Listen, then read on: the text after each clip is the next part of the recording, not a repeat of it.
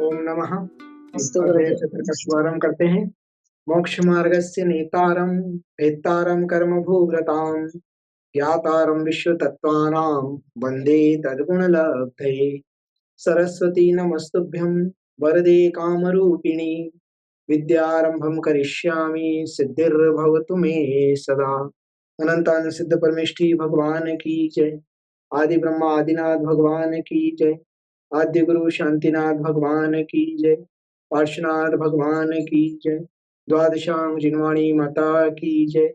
समस्त गणधर परमेष्ठी भगवान की जय। आचार्य उमा स्वामी गुरुदेव की जय। गणधराचार्य श्री कुंथु सागर जी गुरुदेव की जय। वैज्ञानिक धर्माचार्य श्री कनक नंदी जी गुरुदेव की जय। परम पूज्य प्रज्ञा योगी दिगंबर जैनाचार्य श्री गुप्ती नंदी जी गुरुदेव की जय। तत्वार्थ ग्रंथ की जय। षष्ठम अध्याय चालू है और उसके 6 सूत्र हो चुके हैं। आज और आगे की ओर चर्चा करते हैं। उसके पहले थोड़े सूत्र पाठ। षष्ठो अध्यायः काय वांग मनः कर्मयोगः स आश्रवः शुभ पुण्यस्याशुभ पापस्य स कषाययोः साम्प्रायिकेर्यापथयोः इंद्रिय कषायाव्रत क्रियाः पंचचतुः पंचविंशति संख्या पूर्वस्य भेदाः तीव्र मंद ज्ञाता ज्ञात भावाधिकरण वीर्य विशेषेभ्य तद विशेषः। यहीं तक हुआ है। छठे नंबर सूत्र तक अपनी पहले वाचना हो चुकी है। तो इन 6 सूत्रों को हमने देखा था। आज आगे की ओर चर्चा करेंगे। विगत लास्ट सूत्र में हमने देखा था कि जो सांप्रायिक आश्रव है उसमें जो जीव होते हैं उसमें भी अनंत जीव है और परिणामों की अपेक्षा से अनंत भेद बन जाते हैं। तो कैसे बनते हैं? तो तीव्र मंद ज्ञात अज्ञात भाव और शक्ति और आधार की अपेक्षा से उन सब कर्मों के आश्रम में विशेषता आ जाती है। ये बात हमने यहाँ पर जानी थी। और उसके अंतर्गत द्रव्य क्षेत्र काल और भाव चारों का अधिकरण एक आधार जाना था। अब ये 4 भाव तो स्पष्ट है, किंतु अधिकरण क्या है उसको समझने के लिए आगे का सूत्र आज यहाँ पर बता रहे हैं। सूत्र क्रमांक 7 ना तीव्र मंद ज्ञाता ज्ञात भावाधिकरण है ना। तो तीव्र भाव, ज्ञात भाव, अज्ञात भाव, मंद भाव है ना, ये सब तो अपने को समझ में आता है। किंतु अधिकरण क्या चीज है ना। 4 अधिकरण हालांकि ऊपर बताए हैं, द्रव्य क्षेत्र काल भाव। फिर भी अधिकरण क्या चीज है, किस प्रकार का होता है, तो उसके लिए अगला सूत्र बता रहे हैं। अधिकरणम जीवा जीवाहा। अधिकरणम जीवा जीवाहा। अधिकरणम प्लस जीव प्लस अजीवाहा, ये संधि विच्छेद हुआ। अधिकरणम है ना। अधिकरण क्या है? जो आश्रव का कारण है। कैसा है? जीवा अजीवा, जीव रूप और अजीव रूप, अर्थात 2 प्रकार का हो गया। जीवाधिकरण और अजीवाधिकरण। जीव अधिकरण और अजीव अधिकरण, ऐसे 2 भेद अधिकरण के यहाँ पर बताए गए है ना। अधिकरण हिंसादि उपकरण भाव है। इसमें हिंसादि भाव तो जीव अधिकरण है, किंतु हिंसा के उपकरण अजीव अधिकरण है। अधिकरण अर्थात आधार है ना। तो एक तो अपने अंदर बुरे परिणाम होना, हिंसा, झूठ, चोरी, कुशिल और परिग्रह, इसके परिणाम होना, ये तो जीव के परिणाम है, जीवाधिकरण हो गया। किंतु तत्संबंधी जो सामग्री है उसे एकत्रित करना आदि जो क्रियाएं हैं, जैसे शस्त्र आदि, हिंसा के उपकरण आदि, तो वह सब अजीवाधिकरण कहलाते हैं। अब जीवाधिकरण और अजीवाधिकरण, इनके और भी कोई भेद होते हैं क्या? इस बात को, प्रश्न को आगे उत्तर बता रहे हैं। सूत्र क्रमांक 8 उच्चारण की ओर चलेंगे। आद्यम संरंभ समारंभारंभ योग कृतकारितानुमत कषाय विशेषेस त्रिश्चतुश्चेकशः। फिर से सुनिएगा ध्यान से। आद्यम संरंभ समारंभारंभ योग कृतकारितानुमत कषाय विशेषेस त्रिश्चतुश्चैकशः। आद्यम संरंभ समारंभारंभ योग कृतकारितानुमत कषाय विशेषेस त्रिश्चतुश्चैकशः। यहाँ पर संधि विग्रह देख लीजिए पहले। आद्यम संरंभ समारंभ आरंभ योग कृत कारित अनुमत कषाय विशेषे त्रि त्रि त्रि चतु च एकशः है ना। तो आद्यम अर्थात पहला कौन सा, तो जीवाधिकरण। जीवाधिकरण के यहाँ भेद बता रहे हैं, संरंभ, समारंभ और आरंभ, है ना, ये तीन। फिर योग तीन, फिर कृत, कारित, अनुमत, ये तीन। ऐसे त्रि त्रि त्रि, और कषाय चतुः च एकशः, है ना। इन सबको एक साथ मिलाने पर जो भेद हो जाते हैं, पहला जीव अधिकरण संभ्रम, समारंभ और आरंभ के भेद से तीन प्रकार का है। योगों के भेद से अर्थात मन योग, वचन योग, काय योग के भेद से तीन प्रकार का है। और कृत, कारित और अनुमत अर्थात अनुमोदना के भेद से तीन प्रकार का है। तथा कषाय की अपेक्षा से चार प्रकार का, क्रोध, मान, माया, लोभ, या फिर अप्रत्याख्यान और प्रत्याख्यान, संजोलन आदि, वैसा भी ले सकते। होता हुआ परस्पर एक एक के भंग रूप भेद के मिलाने पर 108 प्रकार का होता है ना। एक दिया ना, परस्पर में आपस में भंग मिलाने पर 108 प्रकार का हो जाता है। हम जो बोलते हैं ना, माला में 108 दाने क्यों होते हैं, तो 108 भेद हमारे द्वारा पाप के हो जाते हैं जीवाधिकरण के आधार से, है ना। जीव क्या करता है, तो संभ्रम, समारंभ और आरंभ, है ना। संभ्रम मतलब प्लानिंग, दूसरा है समारंभ मतलब प्रिपरेशन, और तीसरा संभ्रम, समारंभ, और तीसरा है आरंभ। आरंभ मतलब इम्प्लीमेंटेशन, किसी भी बात के लिए उसने विचार किया मन में, यह संरंभ। फिर उसे कार्य करने के लिए सामग्री जुटाई, प्रिपरेशन किया, वो समारंभ। और फिर कार्य करना प्रारंभ कर दिया, इम्प्लीमेंटेशन कर दिया, वो हो गया आरंभ, है ना। उसमें फिर योग वह मन से कर रहा है, वचन से कर रहा है, काय से कर रहा है ना। तो 3 गुणित 3 बराबर 9। फिर कृत, कारित और अनुमोदना, है ना। स्वयं कर रहा है, दूसरों से करा रहा है, अनुमोदना करा रहा है ना। तो 9 गुणित 3 बराबर 27, है ना। फिर कषाय 4, वह क्रोध से कर रहा है, मान से कर रहा है, माया से कर रहा है, या लोभ से कर रहा है। तो 27 मल्टीप्लाई बाई 4, 27 गुणिले 4 बराबर 108। इस प्रकार से 108 भंग बन जाते हैं।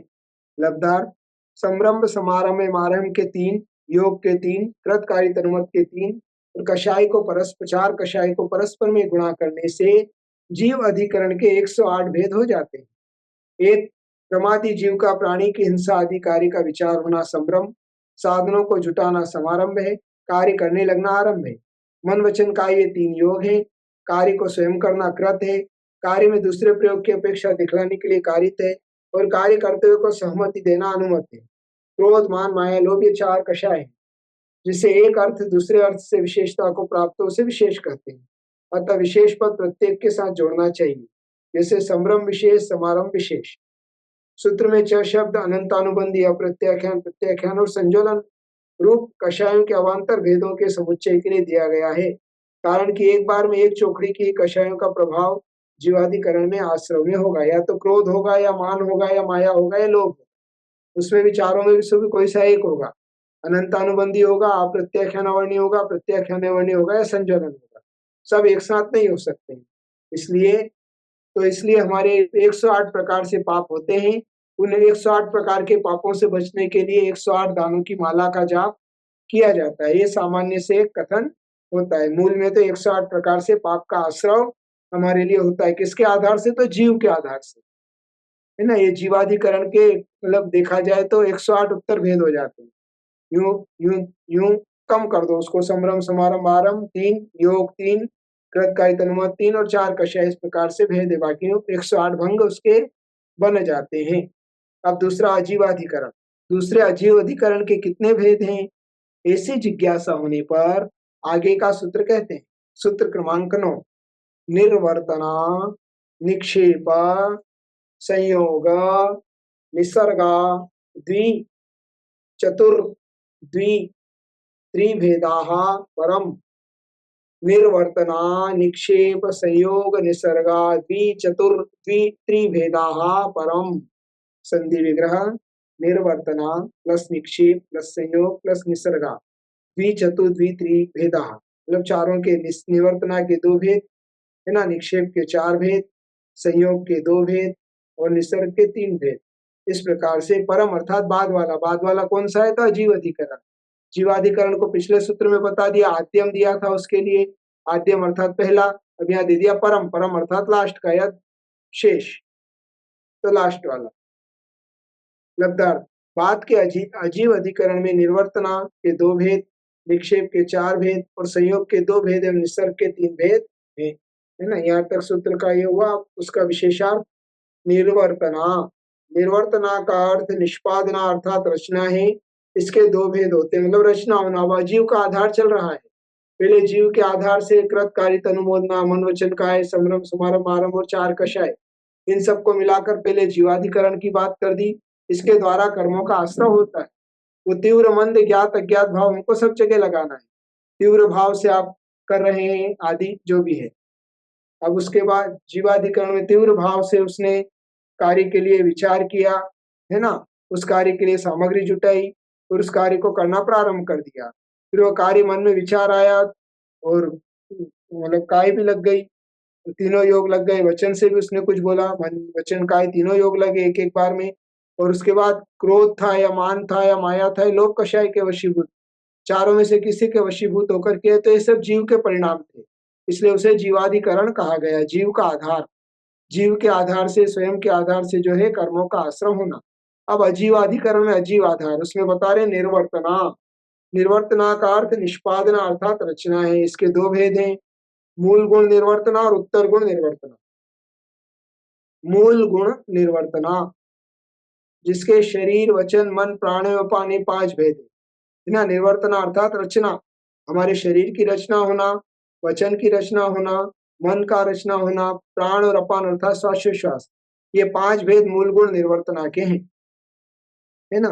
तो ये सब क्या है, पुद्गल के द्वारा ही हमको मिलता है, इसलिए अजीव अधिकरण इसको कहा गया है। उत्तर गुण निर्वर्तना काष्ठ कर्म पुस्त कर्म अर्थात कपड़े पर चित्र बनाना और चित्र कर्म मिट्टी मिट्टी आदि के चित्र बनाना, ये सब जो है उत्तर गुण निर्वर्तना है। लकड़ी के पुतले, लकड़ी पर डिजाइन बनाना, कपड़े पर चित्र आदि बनाना, है ना, कपड़े के पुतले बना देना या मिट्टी आदि के चित्र बनाना, है ना, ये सब जो भेद है ये उत्तर गुण निर्वर्तना है। निर्वर्तना अर्थात निष्पादन करना या रचना करना। तो अजीव अधिकरण ये सब अजीव चीजें, अजीव के द्वारा इनकी रचना होती है। निक्षेप, दूसरा भेद निक्षेप। निक्षेप अर्थात स्थापना करना। इसके 4 भेद हैं, है ना। इसके और 4 हैं। अप्रत्यवेक्षित निक्षेपाधिकरण, है ना। वेक्षित अवीक्षण अर्थात देखना, और अप्रतिवेक्षित मतलब बिना देखी जमीन पर कुछ रख देना अप्रमार्जित निक्षेपाधिकरण कहलाता है। बिना देखे कहीं भी जमीन पर कुछ भी रख देना तो पुद्गल आधार हो गया, है ना। जमीन या फिर जो वस्तु आप रख रहे हैं वह जीव अधिकरण हो गया। और उसे रखना बिना देखे, आपने टेबल पर, पाटे पर, चौकी पर, बिस्तर पर कहीं भी कोई वस्तु रख दी धड़ाम से, तो यह हो गया आश्रव कर्मों का। तो पहला भेद बना अप्रत्यवेक्षित निक्षेपाधिकरण। दुष्प्रमष्ट निक्षेपाधिकरण, जोर से या शीघ्रतर से देखी शोधी हुई जमीन पर कुछ रख देना, जोर से पटक देना, है ना, या अच्छे से नहीं देखा, फटाक से एक नजर दौड़ाई और उस बिना देखी शोधी मतलब जमीन शोधी देखी तो जमीन पहले भेद में क्या था कि जमीन को देखा भी नहीं, बस रख दिया, है ना। बहुत से लोग जैसे पानी की बाल्टी लेकर चलते हैं, कोई ब्रीफ केस लेकर चलते हैं, कहीं भी गए स्टेशन आदि पर पहुंचे, बाथरूम में पहुंचे, फटा धड़ाम से उसको रख दिया, तो ये सब दुष्प्रमष्ट है। जोर से रखना। सहसा निक्षेपाधिकरण अर्थात किसी भी वस्तु को एकदम जमीन पर कहीं डाल देना सहसा निक्षेपाधिकरण है ना। तीनों भेद में थोड़ा थोड़ा अंतर है, ये समझ लेना।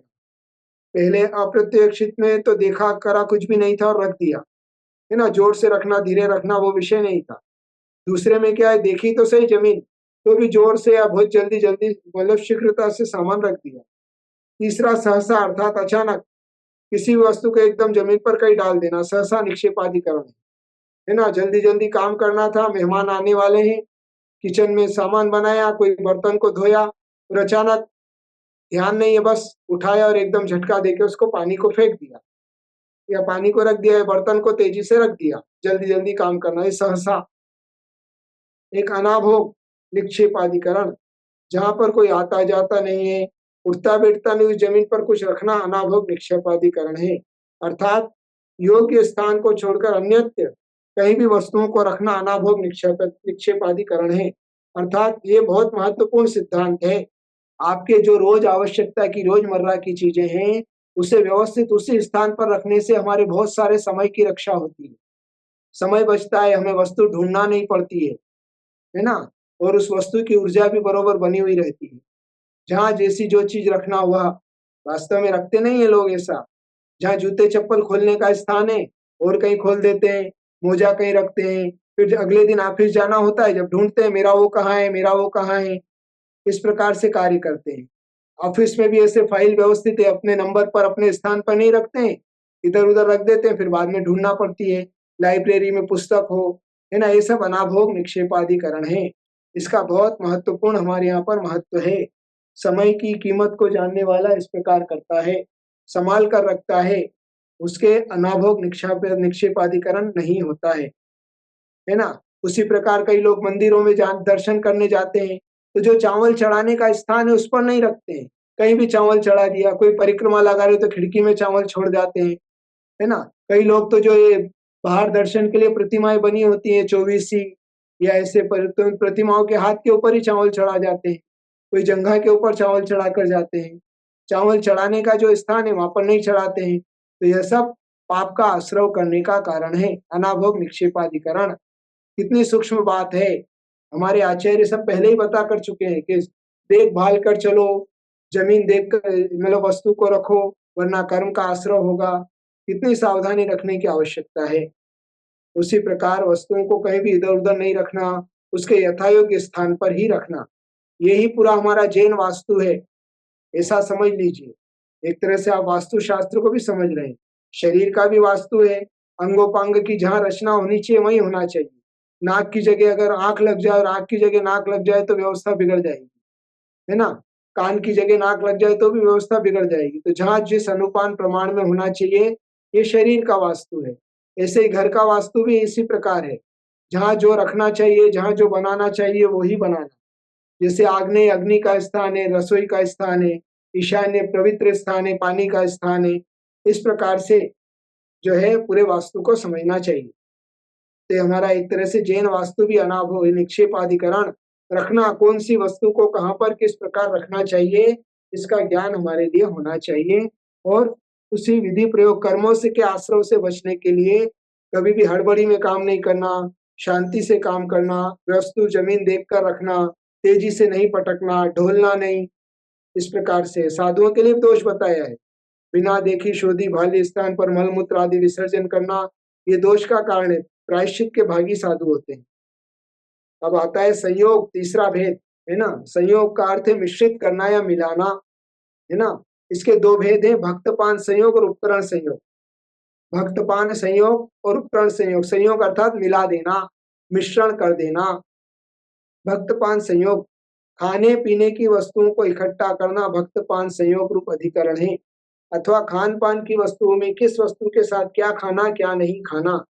देखिए, पहले आपके सामान रखने उठाने की बात बता दी आचार्य ने, अब खाने पीने की भोजन की बात बता रहे हैं। ऐसा ध्यान नहीं रखकर मिश्रित करके खाना पीना भक्तपान संयोग अधिकरण है, क्योंकि ऐसा करने से बीमारियां उत्पन्न होती है ना। भले एक दिन में नहीं हुई पर धीरे धीरे वो बीमारियों का रूप ले लेती है ना। जैसे ठंडे खान पान के साथ गर्म वस्तु का सेवन कर लेना, दूध दही आदि मिलाकर खाना, उससे गैस्ट्रिक होता है। जिन खान पान की वस्तुओं को मिलाकर सेवन करने से विकार एवं बीमारियां उत्पन्न होती है, उनका ध्यान नहीं रखना भक्तपान संयोग है। इसी प्रकार खान पान के कुछ ऐसे पदार्थ भी होते हैं जो सबके साथ नहीं रखा जा सकता है। जैसे आपका रेफ्रिजरेटर है और उसमें आपने अगर खरबूज लाकर रख दिया, तो खरबूज की क्या प्रकृति होती है, फ्रिज में रखने के बाद आपका जितना भी सामान है रेफ्रिजरेटर का वो सब बदबू करने लगे। अगर विश्वास नहीं है तो कभी रख के रख लेना। ये भक्तपान संयोग है। तो कौन सी वस्तु कहाँ रखना, इस प्रकार को भी ध्यान रखना चाहिए, है ना। उसके बाद खट्टी चीज दूध आदि के साथ नहीं लेना, मिलाना नहीं।